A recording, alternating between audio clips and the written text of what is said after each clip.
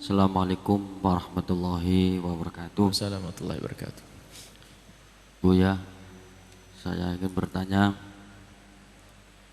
Saya telah kemarin membaca kitab fikih bahwa di dalam fikih menjelaskan untuk akikoh anak laki-laki jatahnya 2, kemudian perempuan 1.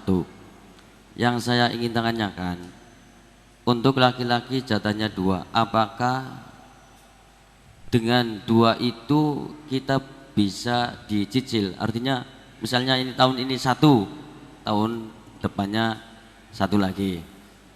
Kemudian untuk akikoh, di desa saya kadang-kadang orang mengatakan bahwa orang yang berkorban tidak akan diterima atau tidak boleh kecuali dengan melakukan akikoh dulu.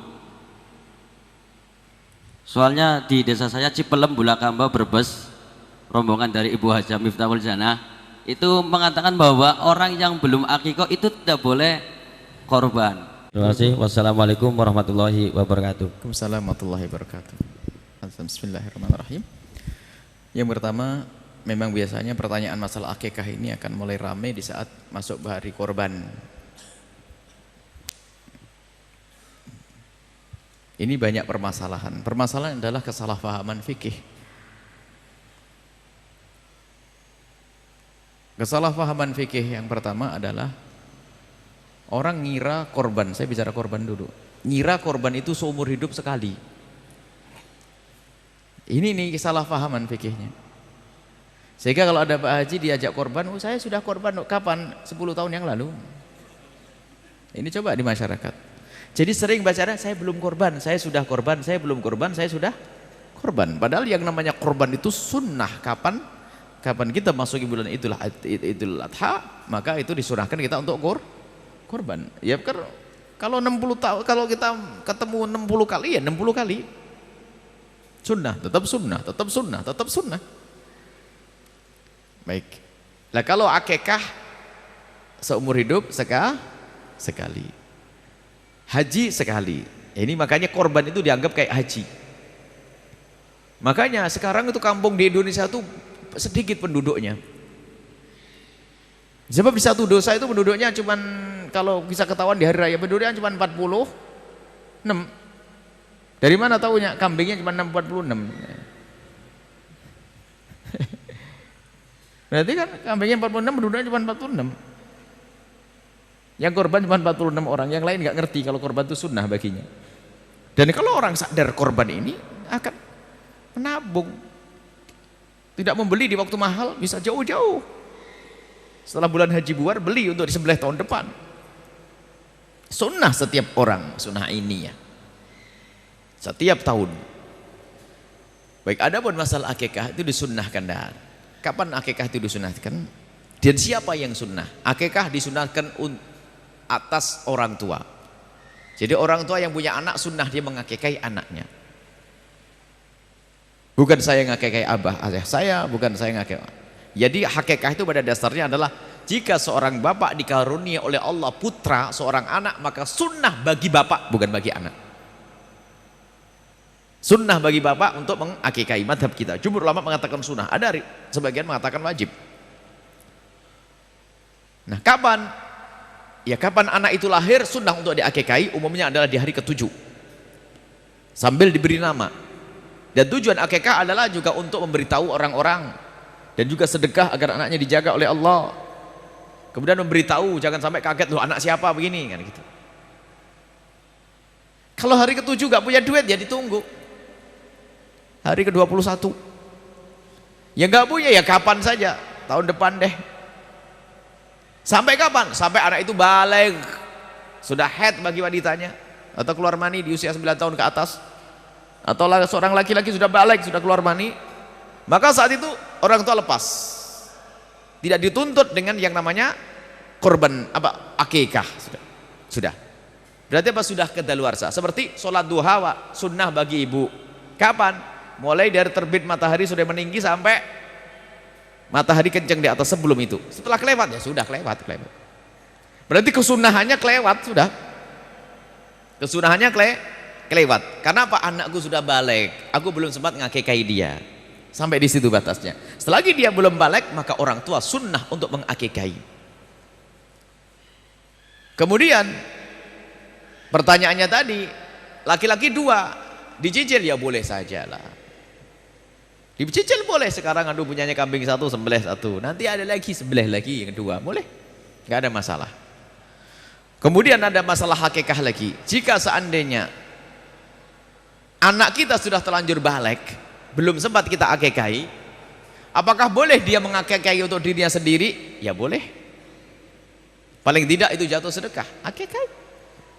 Misalnya apa? Saya belum, mungkin orang tuanya ngomong, nak, aku dulu malam larat fakir nak ya, jadi aku belum sempat ngakikahi kamu nak. Ya sudahlah. Kalau begitu ya, seorang bapak boleh memberikan kambing kepada anaknya, nak ini kambing, akikahlah untuk dirimu sendiri.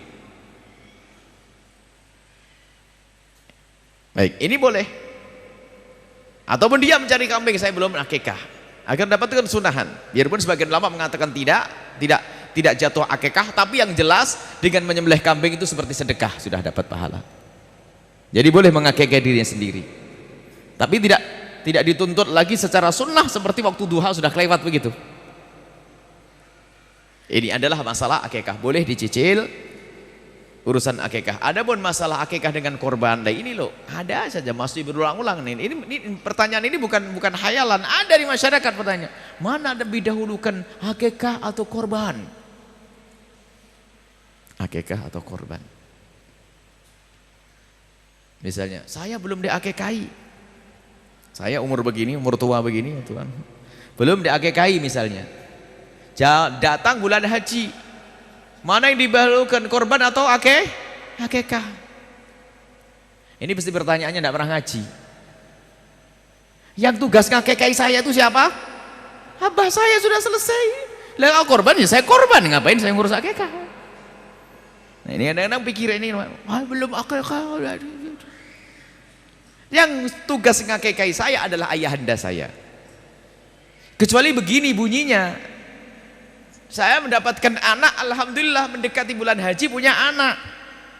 Misalnya tanggal 3 Dzulhijjah punya anak.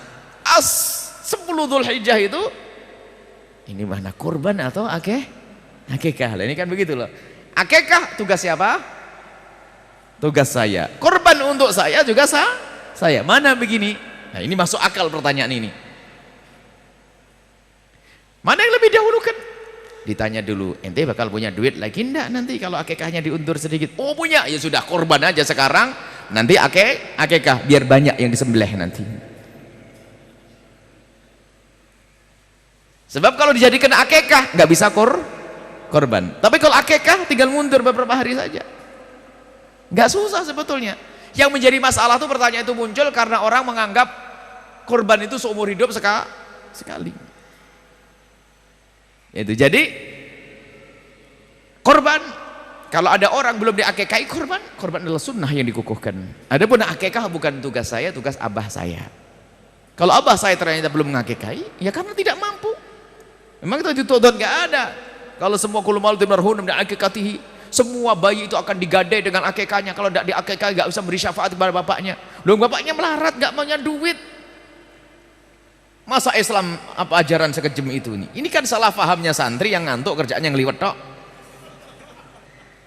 Belajar yang jangan merepotkan orang, sederhana sebenarnya permasalahannya.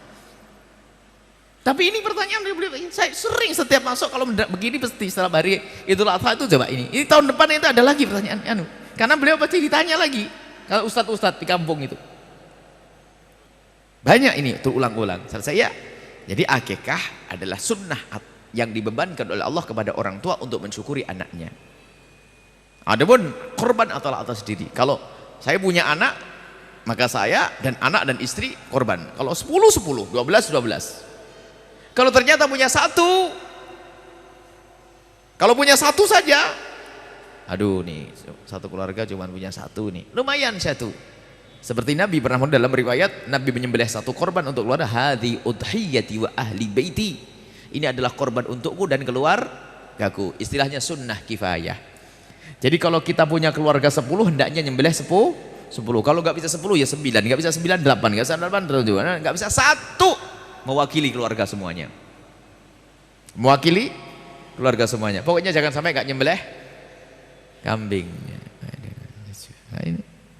Makanya waktu kita di Arab dulu waktu sekolah, waktu pertama berumah tangga itu, baru sholat hari raya Idul Adha itu ibu tetangga ngomong, nanti tak kirim dagingnya. Oh iya. Kebayang di Indonesia dua on kan. Ya gitu, gitu. Tak taunya apa? Separuh kambing, gelebuk. Oh begitu, rupanya setiap rumah itu pasti nyembelih kambing, 1, 2 dan sebagainya. Dikasih separuh kambing. Karena kita sudah berumah tangga, dikasih separuh kambing. Sebelahnya separuh kambing, bingung. Akhirnya buat maulidan sama anak-anak, sama temen yang lain. Jadi budaya ini, jadi namanya hari raya besar tuh membesar betul, makan besar, enak daging semuanya. Di Indonesia Masya Allah memang orangnya qanaah, jadi cukup 3 on, 4 on. Sudah begitu ada yang aneh-aneh lagi, dikalengin kasih tahun depan. Sudah sedikit kasih tahun depan, aneh lagi nih. Ikan lohan, ikan patin, karena zaman korban dikornetin. Kelamaan nih kayak di negeri yang kebanyakan korban saja ya. Kita ngingetkan, enggak usah pakai kornet-kornetan itu. Mau di kemana, mau di apa, mau dibawa kemana, ke Irian, kirimkan duitnya sama biaya untuk ngalengin sudah jadi. Biaya pengalengannya, korbannya tetap di sini, sebab di sini juga masih kok kurang. Paling banter 7 on, ya 7 on, 6 on, anaknya 10, dapat 1, akhirnya jangan dikunyah anak biar awet. Walhasil. Sudahlah, ini fatwa aneh-aneh, sudahlah. Korban segera disampaikan. Terlambat dari hari tasyrik, haram bagi yang membaginya. Zalim kepada. Makanya korban itu hendak dituntas pembagiannya kapan? Hari tasyrik yang ketiga. Jadi hari raya pertama, kemudian besoknya hari tasyrik 11, 12, 13. Dan korban itu sepanjang hari tasyrik masih bisa. Misalnya ibu hari raya Idul Adha nggak punya kambing, tak taunya hari raya Idul Adha mampir ke rumah bibi dikasih duit, boleh besok nyembelihnya. Beli ke pasar, beli. Tidak harus pas setelah sholat. Ditunda sampai esok hari tasyrik yang pertama, hari tasyrik kedua, hari tasyrik ketiga masih boleh. Tapi kalau Anda sudah diamanati untuk membagi daging korban, jangan disimpan ditunda-tunda. Tapi kalau daging korban sudah nyampe kepada Anda dapat bagian dikasih, boleh Anda simpan makan tahun depan juga boleh. Tapi karena sudah dikasihkan kepada Anda. Tapi kalau Anda masih diamanati untuk membagi, jangan disimpan. Kemudian ada daging korban yang wajib sama yang tidak wajib. Ini juga salah di masyarakat. Kalau korbannya tidak nazar, korban itu sunnah semuanya pada dasarnya. Selagi tidak dijadikan nazar, nazar itu aku menjadikan daging ini untuk korban, dinadarkan untuk korban. Kalau sudah kambing itu dijadikan nazar untuk korban, maka yang punya tidak boleh makan. Tapi kalau korban sunnah, rata-rata sunnah, ya boleh makan. Ini ada lagi, nggak boleh makan, nyium baunya dong. Sehingga kalau sudah tradisi baik, semuanya punya sembelihan kambing, setiap rumah nyembelih kambing, nanti caranya membaginya begini. Saya nyembelih kambing dibagi 3. Korban sunnah tadi dibagi 3. Sepertiga dibagikan pada fakir miskin, sepertiga untuk keluarga, jangan sampai keluarganya ngiler, sepertiga lagi dimasak untuk menyambut tamu karena mungkin tamu datang. Setelah dibagi 3, jadi boleh makan, jangan dikasih bulunya. Ada nggak boleh kata Masya Allah. Kalau nazar iya nggak boleh. Ini adalah bab korban banyak nih, hukum-hukum korban tuh banyak ini. Kalau kita bicara korban, tapi tidak apa-apa, cukup sampai di sini dulu, masih agak jauh, insya Allah kita akan bahas pada pertemuan selanjutnya, insya Allah. Baik, seperti itu.